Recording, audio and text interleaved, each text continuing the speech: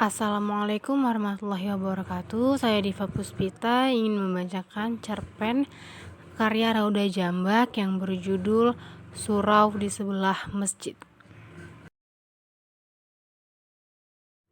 Malam ini bagi surau begitu sepi, cuman diterangi sebatang lilin yang hampir padam dihembus angin malam. Jam di dinding menunjukkan pukul 3, subuh masih lama. Lelaki itu baru saja mengambil wudhu, sebelumnya ia tersentak bangun. Mimpi itu datang lagi, tentang seorang lelaki berwajah suci yang tengah memeluk sebatang pohon kurma.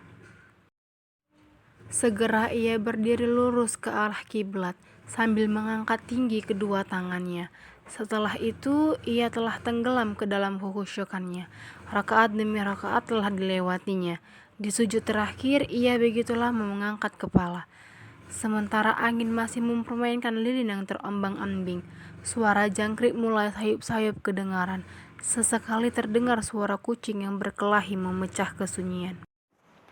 Dengan kekhusyukan yang dalam, lelaki itu menumpahkan lautan zikir. Bersama sampan sajadahnya, ia tebarkan benih-benih doa. Seketika berubah tunas, lalu menjadi pohon raksasa. Pucuk-pucuknya mulai meraih semesta. Lelaki itu pun dengan tertatih-tatih meraih pucuknya. Ia tergesa hendaknya menyampaikan halnya kepada Sang Pencipta. Entah apa hal yang disampaikan. Lelaki itu seketika pula terisak di atas sajadah yang mulai membasah. Begitu menyentuh, menyambut subuh. Sudah beratus subuh yang dilalui bersama zuhur, asar, maghrib, dan isya. Surau hanya didapati kesunyian. Lelaki itulah imam dan makmumnya. Lelaki itulah nazir dan jamaah yang paling setia. Dia tetap bertahan pada hatinya. Selesai merangkai rakaat, ia lanjutkan dengan tugas rutin yang bertahun-tahun telah dilewatinya. Ia bersihkan halaman surau dengan sapu lidi yang baru dibuatnya kemarin. Kali ini ia tidak meraba-raba. Ia menyapu dengan leluasa. Halaman surau cukup terang dengan pantulan cahaya dari sebuah masjid megah yang baru selesai dibangun dan sudah dioperasikan. Senandung baris-baris ayat masih terdengar, berkumandang di puncaknya yang menjulang. Beberapa orang jamaah masih terlihat di sana, berbaring di teras masjid.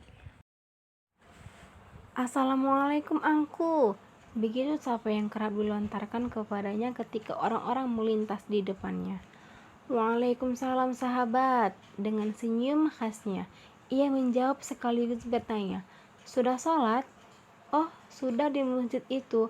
Angku Sabah, si lelaki itu hanya mengucapkan hamdalah sambil memperhatikan orang-orang yang menyapanya, menghilang di tikungan jalan.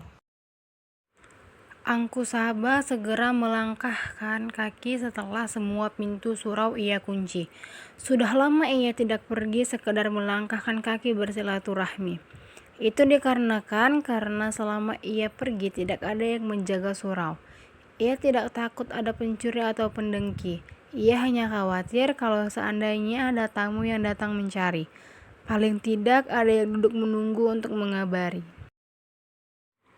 Tidak sampai 1 jam ia meninggalkan surau, sayup-sayup terdengar suara gaduh dari arah surau.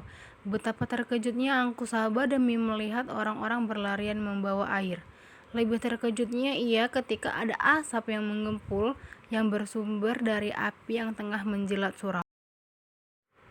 Orang-orang terkesima melihat Angku Sabah yang tengah melakukan aksi penyelamatan. Peralatan sholat tua yang pernah disedekahkan, dan lebih terkesima lagi ketika sebuah balok kayu yang terbakar tumbang, kemudian jatuh tepat menimpa Angku. Orang-orang segera menolongnya, membopongnya ke tempat yang lebih aman, memberi pengobatan sederhana dari alat pengobatan sederhana. Yang terakhir diselamatkan Angku Sabah sebelum ditempa balok yang terbakar. Angku seketika pingsan. Angku Sabah siuman. Pelan-pelan ia buka matanya. Ia menatapkan ke sekelilingnya. Semua kelihatan putih-putih, termasuk pakaian yang membalut tubuhnya. Ia mencoba-coba mengingat-ingat. Butiran air matanya menitik. Sejuta penyesalan menyelimuti pikirannya. Dalam keadaan terisak, ia tertutupi wajahnya sambil memohon berjuta pengampun. Orang-orang berkerumun mengelilingi Angku Sabah yang terkulai lemah. Matanya tak terbuka, mulutnya terkatup begitu saja. Seketika ia terdiam 1000 bahasa. Nurul, anaknya memeluk erat-erat seketika, jeritannya membahana. Sekian cerpen yang saya bacakan. Kalau salah kata saya mohon maaf.